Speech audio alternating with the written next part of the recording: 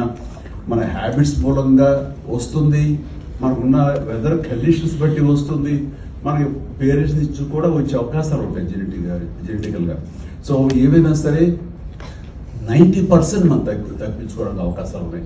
గర్ల్స్కి ఈ సర్వీస్ సంబంధించినటువంటి క్యాన్సర్ వస్తుంది మన ముఖద్వారానికి, గర్భాశయ ముఖద్వారానికి, అట్లాగే గర్భాశయానికి సంబంధించి కూడా వస్తుంది.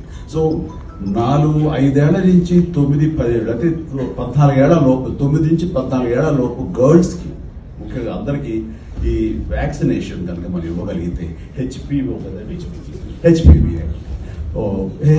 వ్యాక్సినేషన్ ఇవ్వగలిగితే కనుక 100% వాళ్ళకి సర్వైకల్ క్యాన్సర్ వచ్చే అవకాశం లేదంటారు.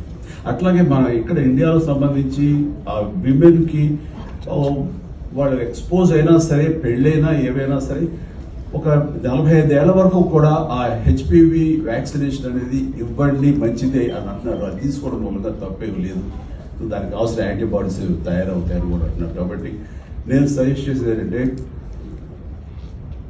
9 సంవత్సరాలు 10 సంవత్సరాల నుంచి 20, 30, 40 సంవత్సరాల వరకు కూడా గర్ల్స్ అనేది ఒక చిన్న ఆ వ్యాక్సినేషన్ హెచ్పివి అనే వ్యాక్సినేషన్ వేయించుకుంటే వాళ్ళకి ఈ సర్వైకల్ సంబంధించినటువంటి రాకుండా పోతుంది.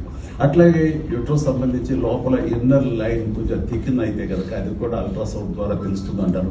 అలాంటి ఫ్రీక్వెంట్గా చేయించుకోవడం మూలంగా ఆ ఈ గర్భాశయ సంబంధించి కూడా రాదు, అవాయిడ్ చేయొచ్చు అంటారు. అట్లాగా నాకు